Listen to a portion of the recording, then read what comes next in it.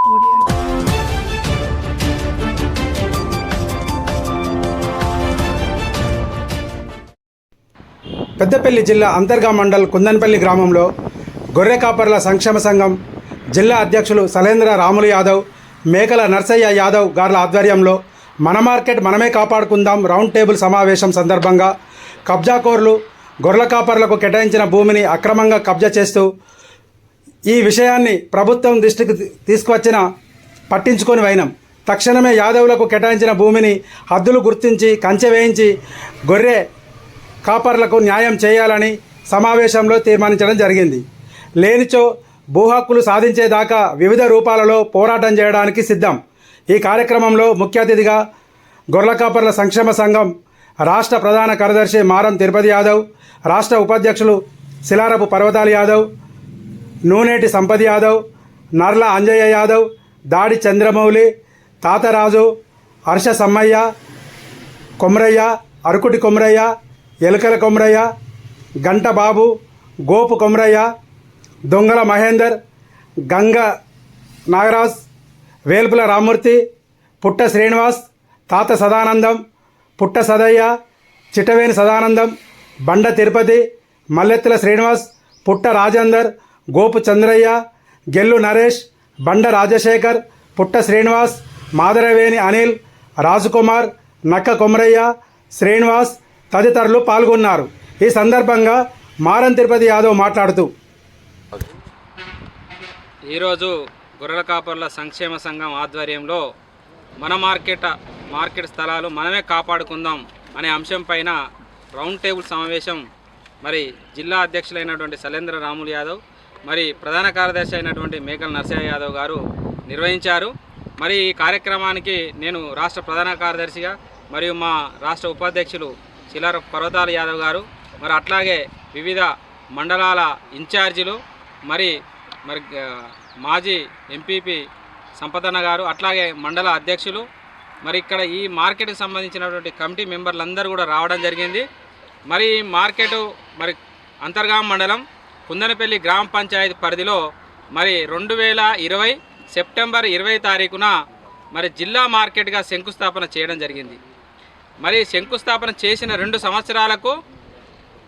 సంవత్సరాల కంటే ముందే మరి అదే రోజు మా ఫెడరేషన్ నుంచి వెళ్ళి అంటే గొర్రెల మేకల అభివృద్ధి సహకార సమాఖ్య ద్వారా 25 లక్షల రూపాయల నిధులను అదే రోజు మరి శంకుస్థాపన రోజునే కేటాయిస్తూ చెక్కు మరి కలెక్టర్ గారికి ఇవ్వడం జరిగింది.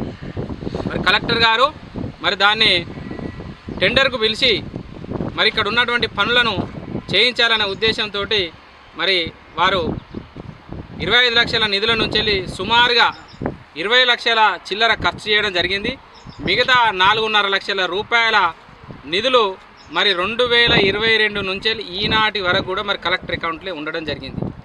ఆ రోజు నుంచి వెళ్ళి మేము ఈ రోజు వరకు కూడా మరి ఆ నిధులను వినియోగించండి, పూర్తి స్థాయిలో దీనికి రక్షణ లేదు, పూర్తి ఫెన్సింగ్ వేయలేదు, పూర్తి ఫెన్సింగ్ వేసి మరి జీవాలు ఈ మార్కెట్లోకి వచ్చినప్పుడు వాటికి తాగునీటి వసతులు లేవు, అలాగే విద్యుత్ సౌకర్యం లేదు, మరి వాటి వాహనాల నుండి దిగేటప్పుడు వాటికి ర్యాంపులు లేవు. ఎందుకనంటే అవి వాహనాల నుంచి వెళ్ళి దూకుతాయి కాబట్టి కాళ్ళు ఇరిగేటువంటి అవకాశాలు ఎక్కువ ఉంటాయి జీవాలకు, కాబట్టి ర్యాంపులు కడితే ర్యాంపు నుంచి వెళ్ళి దిగుతాయి కాబట్టి వాటికి పూర్తి రక్షణగా ఉంటుందనే ఉద్దేశంతో మేము చాలాసార్లు కలెక్టర్ గారికి, ఇప్పుడున్నటువంటి శ్రీహర్ష గారికి అయితే నేను ఒక్కనే దాదాపుగా 14 లేఖలు ఇవ్వడం జరిగింది.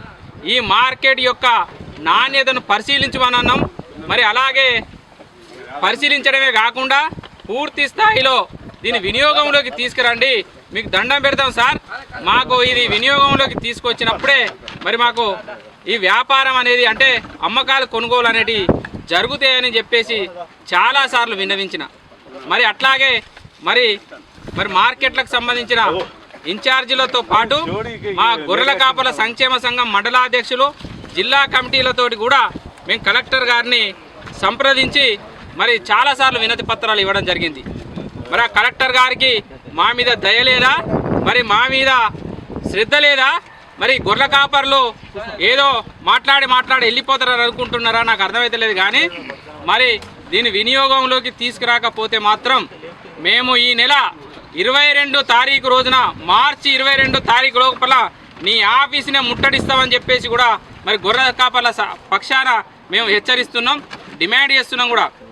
ఎందుకోసం అనంటే మరి ఇక్కడ చాలా సంవత్సరాల నుంచి నిరుపయోగంగా ఉన్నది, దీన్ని ప్రారంభించమంటాడు.